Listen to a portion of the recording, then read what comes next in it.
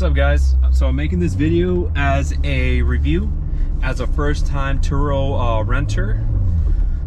So the vehicle that I rented was a C7 Stingray Corvette. So I picked up this vehicle. The rate was about $180 a day.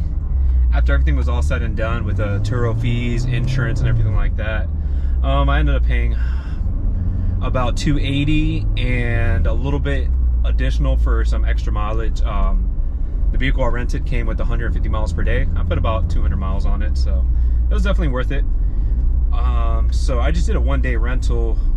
I originally was going to do two, but I realized after you add an additional day and the TURO fees just add up, and then you have to pay an extra day for the insurance too. I chose the standard protection, which is like the most expensive. Decided to use that one because my first time being a TURO renter, and I just didn't feel like being liable if anything were to happen in the car. I'd say I'm a pretty safe driver, but you know, you really can't control what happens out there as far as somebody else hits you or just anything flies off and hits the car on the highway. So, but yeah, I mean, overall the experience is great. I'm on my way to drop it off now. I picked it up yesterday. The host was really cool. He was really upfront, you know, about any existing damage. There wasn't much, just like the front splitter, which is, you know, probably common in a Corvette, especially for people who are not used to driving it. Very easy to hit. But yeah, he was really upfront about that. There's a few other smudges, nothing too crazy as far as damage goes. But yeah, he was really cool about everything. Made the process very easy. And besides that, the interior is really clean. He used a bunch of Armor All, so it's just, you see Armor All like kind of splatter everywhere.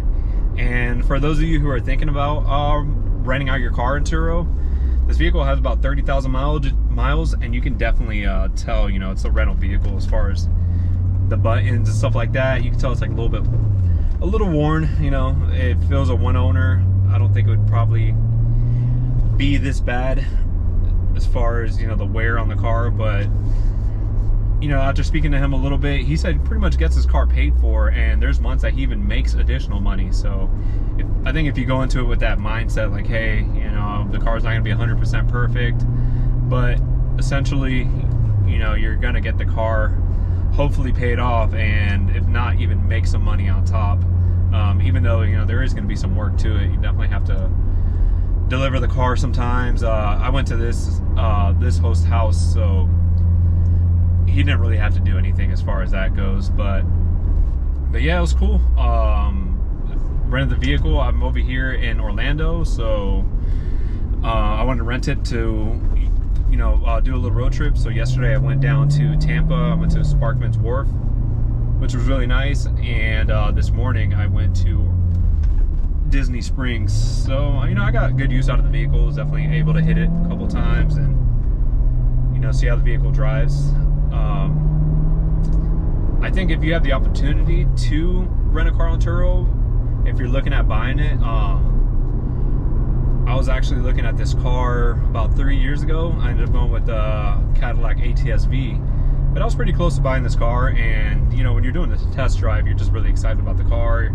You overlook a lot of things. After driving it, you know, all the way to Tampa and to Disney Springs today, I realized it's kind of cramped. I wouldn't mind it as every now and then, but as far as, you know, trying to daily drive it or trying to drive it a couple days a week, it's just, I don't know, it's not that comfortable. And especially leaning down to get in and out of the cars, I can't imagine how there's a lot of older people that do it. I can see why they get rid of the cars pretty quickly. I've heard that's kind of a common theme in this vehicle. But it was fun. I definitely enjoyed it. I will be renting from TURO again.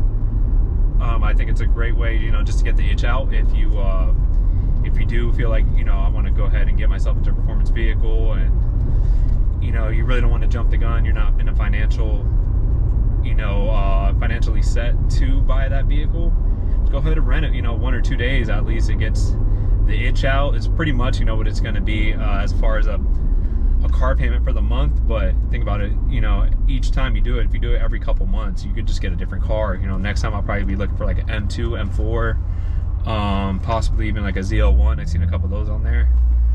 They are asking for a lot of money though. I'm not sure why. This car and the ZL1, you know, pre-owned, practically go for the same amount of money, but the ZL1 owners try to charge about double, you know, for the rental. So I don't know, I feel like some people just put cars on there and put a crazy price, and you know, if you're gonna put it that high, why even try to, you know, go try to rent it? People are not gonna really, I feel like you're just opening yourself up to more scams. If somebody's willing to pay that price, you know, they can get other comparable vehicles a lot cheaper. It kind of makes no sense, but I don't know. That's just my input on it. But yeah, it's been really cool. Like I said, I definitely will be doing it again. I have some cool clips from my trip that I'll go ahead and play for you guys. I hope you enjoy, and if you guys have any questions or anything about my experience, or you know, just have any thoughts or anything like that, just or your experience on Turo, you know, just go ahead and put it on the comments below. I'd love to hear what you guys think. And so, all right, guys.